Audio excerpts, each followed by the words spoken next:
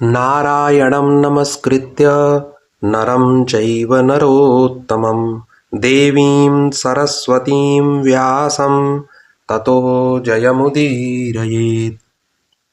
सच्चिदानंद भगवान श्री कृष्ण ने भगवती श्रुति तथा गोरूप उपनिषदों को दुहकर वत्स अर्जुन को जो गीता रूप दुग्धामृत पिलाया, उससे धर्म संकट में पड़कर निर्जीव बने हुए अर्जुन के शरीर में जीवन आ गया और उसे अपना कर्तव्य मालूम हो गया।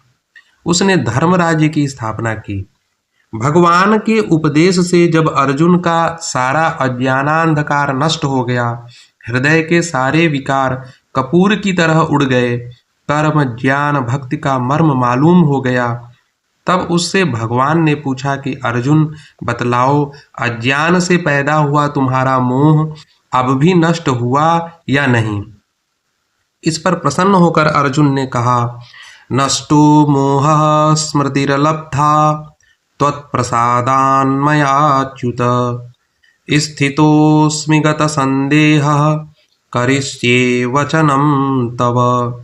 अर्थात हे अच्युत, आपकी कृपा से मेरा मोह नष्ट हो गया है और मुझे स्मृति प्राप्त हो गई है, इसलिए मैं संशय रहित होकर स्थित हूँ। आपकी आज्ञा का पालन करूँगा। था भी बिल्कुल स्वाभाविक, जहाँ स्वयं भगवान ही धर्मोपदेष्टा हों, वहाँ फिर मोह आदि विकार नष्ट हुए बिना कैसे रह सकते हैं। और आज भी जो कोई अर्जुन जैसी भक्ति को लेकर इस भगवत गीता को पढ़ेगा तो उसके आंतरिक विकार कभी टिक नहीं सकते। यही बात है कि संसार भर में इस ग्रंथ का इतना अधिक आदर हुआ है। संसार की शायद ही कोई भाषा होगी जिसमें इसका अनुवाद न हुआ हो। प्रत्येक देश और प्रत्येक फिरके के लोग इसे मान देते हैं। भगवान ने अर्जुन को निमित्त मानकर अपनी प्राप्ति का मार्ग मानव जाति को दिखला दिया। उस महामार्ग में 3 सीढ़ियां हैं, कर्म, ज्ञान और भक्ति। इन तीनों सीढ़ियों की अपनी अपनी विशेषता है। कर्म विषयक चर्चा। भगवान ने जिस प्रकार का कर्म करने को कहा और जिस प्रकार से करने को कहा, इसका अनुसरण जो कोई करता है वह धन्य है। उसके समस्त संशय नष्ट हो जाते हैं। कर्म की मीमांसा करते हुए उन्होंने बतलाया कि कर्म कोई बुरी चीज नहीं है, संसार ही कर्ममय है। इसलिए कर्म अवश्य करना चाहिए, पर कर्तव्य कर्म करना चाहिए। शास्त्र विहित स्वकर्म करना चाहिए। इससे भिन्न विकर्म है जो गर्हित है, त्याज्य है। स्वकर्म या शुभ कर्तव्य कर्म करने वाले की कभी दुर्गति नहीं हो सकती। न ही कल्याण कृत कश्चित दुर्गतिम तात गच्छति। इसलिए बेखटके कर्म करें, लोक संग्रह के लिए अवश्य कर्म करें। ऐसा कर्म करते करते अंत में भगवत प्राप्ति रूप परम सिद्धि प्राप्त हो जाती है।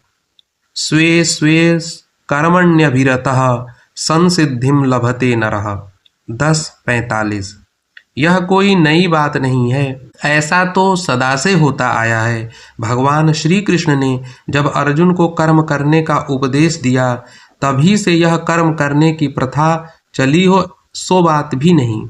सदा से ही लोग कर्म करते हैं और इसके द्वारा सिद्धि लाभ करते आ रहे हैं।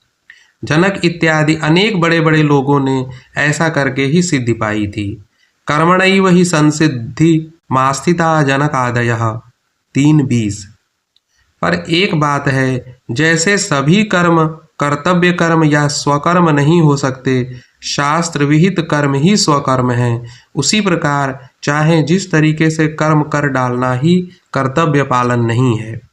चाहे जिस तरह से करने से तो नरक का टिकट मिलने के सिवा और कुछ भी हाथ नहीं आने का। इस हिसाब से तो सारा संसार कर्तव्य कर्म ही कर रहा है, पर ऐसी बात नहीं है। सारा संसार कर्मयोगी नहीं है, कर्मयोगी बिरले हैं।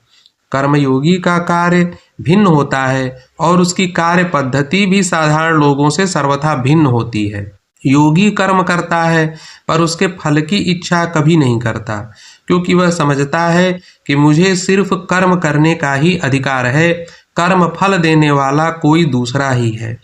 इसलिए वह फल की इच्छा भूल कर भी नहीं करता। कर्मण्येवाधिकारस्ते माँ फलेषु कदाचन। 2:47। भगवान का यह वचन योगी को सदा याद रहता है। वह कर्म फल की वासना नहीं रखता, पर यह भी नहीं कि फल प्राप्ति का अधिकार हाथ में न होने से वह कर्म ही न करे, क्योंकि कर्तव्य कर्म तो करने के लिए ही होता है। उसे न करने से अकर्मता का दोष लगता है, इसलिए कर्म करना चाहिए अवश्य। बचाव की बात सिर्फ यही है कि फलाफल का विचार नहीं करना चाहिए।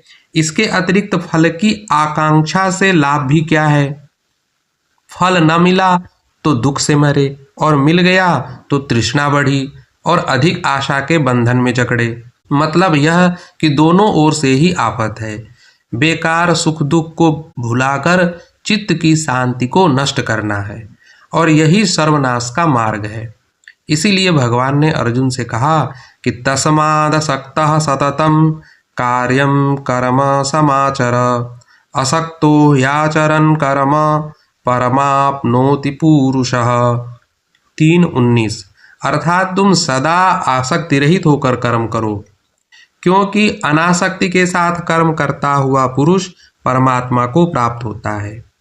यह हुई भगवत प्राप्ति की पहली बात। अब दूसरी सीढ़ी है ज्ञान विषयक चर्चा। भगवान ने अर्जुन से कहा कि तू ज्ञानी बन, क्योंकि पाप सागर को पार करने के लिए ज्ञान ही नौका रूप है। तू पापी से पापी क्यों न हो, ज्ञान रूपी नौका के द्वारा तू पाप सागर के पार हो जाएगा। अपि चेदसि पापेभ्यः सर्वेभ्यः पापकृत्तमः सर्वज्ञानपलवेनैव वृजिनं संतरिष्यसि। 4:36। कैसा सुंदर उपदेश है। जब मनुष्य पाप रहित हो जाएगा तो उसके हृदय में पवित्रता का वास हो ही जाएगा, और पवित्रता आने से फिर क्या है? भगवान कहते हैं न हि ज्ञानेन सदृशम पवित्रमिह विद्यते। 4:38। यानी इस संसार में ज्ञान से बढ़कर कोई दूसरी पवित्र चीज नहीं है। निश्चय ही जिसके हृदय में पवित्रता देवी का निवास होगा, वहां फिर माया मोह क्रोध शोक वैर विरोध आदि विकार नष्ट होकर परम शांति स्थापित हो ही जाएगी। जैसा कि भगवान का वचन है, ज्ञानम लब्ध्वा परम शांति मचिरेणाधिगच्छति। 4:39। ज्ञानी भगवान को प्यारा भी बहुत है, वह उसे अपना रूप ही बतलाते हैं। ज्ञानी त्वात्मैव मे मतम, पर वह ज्ञानी ऐसा है जो भगवान का भक्त है। ऐसे भक्त ज्ञानी के संबंध में भगवान कहते हैं तेषां ज्ञानी नित्युक्त एक भक्तिर्विशिष्यते प्रियो हि ज्ञानिनोत्यर्थ महं स च मम प्रियः। 7:17। अर्थात उनमें भी नित्य मेरे में एक ही भाव से स्थित हुआ अनन्य प्रेम भक्ति वाला ज्ञानी और भी उत्तम है, क्योंकि मेरे तत्व को जानने वाले ज्ञानी को मैं अत्यंत प्यारा हूं और वह ज्ञानी मुझे अत्यंत प्यारा है। भक्ति विषयक चर्चा। कर्म और ज्ञान के बाद नंबर आता है भक्ति का, जो भगवत प्राप्ति की तीसरी सीढ़ी है। गीता के 9वें अध्याय में भगवान ने भक्ति के स्वरूप का वर्णन करने के पहले अपने स्वरूप का वर्णन किया है, और अपने को साकार और निराकार दोनों बताकर साकार और निराकार के झगड़े की जड़ को न केवल हिला दिया बल्कि उसे उखाड़ ही फेंका है। कहा है मया ततमिदं सर्वं जगदव्यक्तमूर्तिना मत्स्थानि सर्वभूतानि न चाहं ते स्वस्थितः न च मत्स्थानि भूतानि पश्य मे योगमैश्वरं भूतभृन्न च भूतस्थो ममात्मा भूतभावनः। 9:4-5। मैंने अपने अव्यक्त स्वरूप से इस समस्त जगत को फैलाया अर्थात व्याप्त किया है। मुझ में सब भूत स्थित हैं, पर मैं उनमें स्थित नहीं हूँ, और मुझ में सब भूत नहीं भी हैं। देखो यह कैसी मेरी ईश्वरीय करनी या योग सामर्थ्य है। भूतों को उत्पन्न करने वाला और उनका पालन करने वाला मेरा आत्मा यह सब करते हुए भी उनमें नहीं है। इस विरोधाभास अलंकार के द्वारा भगवान ने यह संकेत किया है कि मैं सगुण भी हूँ और निर्गुण भी, साकार भी हूँ और निराकार भी। मूढ़ लोग मेरे परम स्वरूप को, जो कि सब भूतों का महान ईश्वर है, नहीं जानते। वे मुझे मानव शरीरधारी जानकर मेरी अवज्ञा करते हैं। अवजानन्ति मां मूढ़ा मानुषीं तनुमाश्रितं परम भावमजानन्तो मम भूत महेश्वरम। 9-11 व्यक्त पुरुष की भक्ति। भगवान के रूप दोनों ही हैं और दोनों की भक्ति हो सकती है, पर व्यक्त पुरुष की भक्ति अव्यक्त की अपेक्षा सुगम और सुख साध्य है। सीधी सी बात है कि भक्ति में मन स्थिर करना अति आवश्यक है और मन स्थिर करने के लिए सामने कोई स्थिर पदार्थ होना आवश्यक है। स्वभाव से ही चंचल होने के कारण बिना किसी वस्तु को सामने रखे इसे स्थिर करना और भी कठिन है। साधारण व्यक्ति की तो बात ही क्या है, बड़े बड़े ज्ञानियों के लिए कठिन है। जो चीज निराकार है उसे दूसरे को समझाना तक कठिन है। शून्य का कोई प्राकार नहीं है, पर एक अध्यापक विद्यार्थियों को गणित की शिक्षा देते हुए उस शून्य को गोलाकार बनाता है, तब वे इसे समझते हैं। तब जो जिस विषय से अनभिज्ञ है उसे भी उस विषय का विद्यार्थी ही समझना चाहिए। उसे समझने समझाने के लिए किसी न किसी आकार की बड़ी जरूरत है। स्वयं भगवान भी अव्यक्तोपासना की कठिनता को प्रकट करते हुए कहते हैं, क्लेशोऽधिकतरस्तेषामव्यक्तासक्तचेतसाम् अव्यक्ता हि गतिरदुःखम् देहवद्भिरवाप्यते। 12:5 अव्यक्त पुरुष में चित्त लगाने वाले पुरुषों को बहुत अधिक क्लेश होता है, क्योंकि अव्यक्तोपासना का मार्ग देहधारी लोगों को कष्ट से सिद्ध होता है। किसी भी दृष्टि से विवेक पूर्वक देखने से यह मानना पड़ेगा कि व्यक्त पुरुष की भक्ति ही पुरुष के लिए सुगम और सुख साध्य है। भक्ति की महिमा।